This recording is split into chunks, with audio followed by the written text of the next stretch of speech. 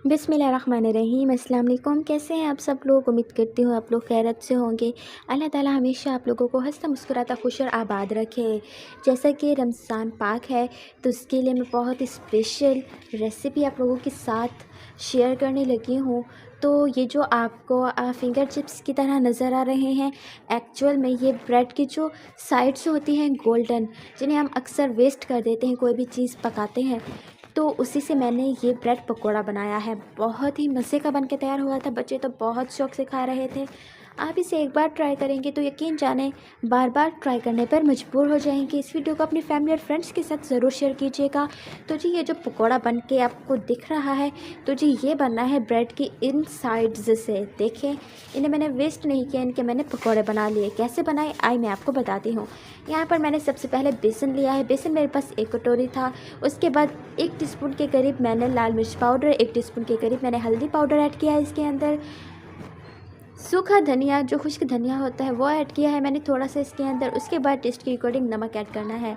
अब उसके बाद यहाँ पर क्या करना है कि तो अब इन सारी चीज़ों को मैं डाल चुकी हूँ। इसके बाद मैंने नीम गर्म पानी लेना है और उसके साथ हाथों की मदद से मैंने इसका एक घोल बना लेना है।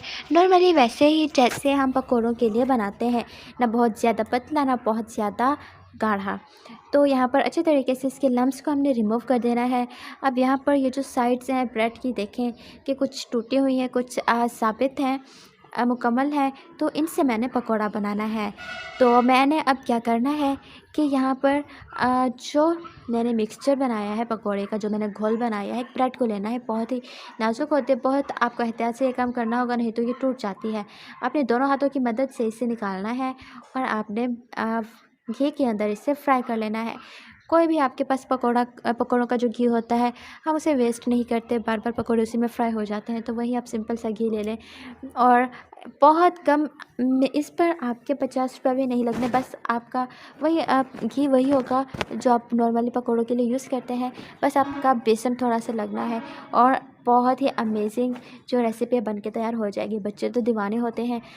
ब्रेड पकोड़ा बनाते हैं, ब्रेड पकोड़े से भी इसका जो टेस्ट है ना, कई गुना ज़्यादा अच्छा है। तो यहाँ पर अब मैंने इसे फ्राई कर लेना है। यहाँ पर फ्लेम जो है मैंने इसे मीडियम टू लो पे रखा हुआ है और मैं चाहती हूँ कि इन पर खूबसूरत से गोल्डन कलर आ जाए। साइड्स को हमने चेंज करते रहना है, बहुत इजीली बन जाते हैं। देखिए घी भी बहुत ज़्यादा नहीं है, थोड़े से घी के अंदर ढेर सारे ब्रेड के जो पकौड़े हैं बन के तैयार हो जाएंगे। मैंने इसे पका लेना है और देखें कि जो चीज़ हम वेस्ट कर देते हैं उनकी हमने कितनी अच्छी अच्छी रेसिपी बनाई है। आप भी वैसे कर सकते हैं। वैसे औक़ात लोग छान वेस्ट कर देते हैं, उसकी बहुत ही अमेजिंग रेसिपीज़ बनती हैं। बासी रोटी वेस्ट कर देते हैं, तो बासी रोटी की रेसिपी भी है जिससे हमने मिल्क केक बनाया था। आप उसे भी ज़रूर चेकआउट कीजिएगा। और इसी तरीके से मैंने ब्रेड के जो वेस्ट मटेरियल है उसके मैंने ये पकौड़े बनाए हैं और बहुत ही मज़े के बन के तैयार हुए हैं। इनका लुक देखिए, कोई भी देखकर ये नहीं कहेगा कि ये ब्रेड से बनाए गए हैं, और खाने के बाद तो बिल्कुल भी नहीं पता कर पाएगा कि आखिर ये बने किस चीज़ से हैं। आप इसे एक बार ट्राई ज़रूर कीजिएगा, आपके घर में सबको बहुत पसंद आएंगे। रमज़ान की दस्तरखान की शान बढ़ा देंगे ये पकौड़े। इतने ज़्यादा अमेजिंग बन के तैयार हुए थे, टेस्ट में बहुत ही अमेजिंग थे। आप इसे केचप के साथ खाएँ, आप इसे हरी चटनी के साथ खाएँ, आप इसे इमली वाली चटनी के साथ खाएँ, जिससे आपको पसंद है उससे आप ट्राई करें, उसके साथ आप इसे खाएँ। बहुत ही मज़े के लगते हैं।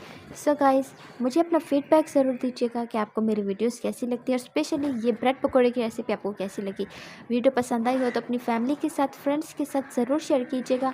और अगर आप लोग मेरे चैनल पर नए हैं तो चैनल को सब्सक्राइब करना बिल्कुल मत भूलें। बहुत जल्द मिलूँगी एक नई वीडियो में, तब तक अपना ख्याल रखिएगा, दुआओं में याद रखिएगा। खुदा हाफिज़, अल्लाह निगहबान। And please subscribe to my YouTube channel. Thanks for watching.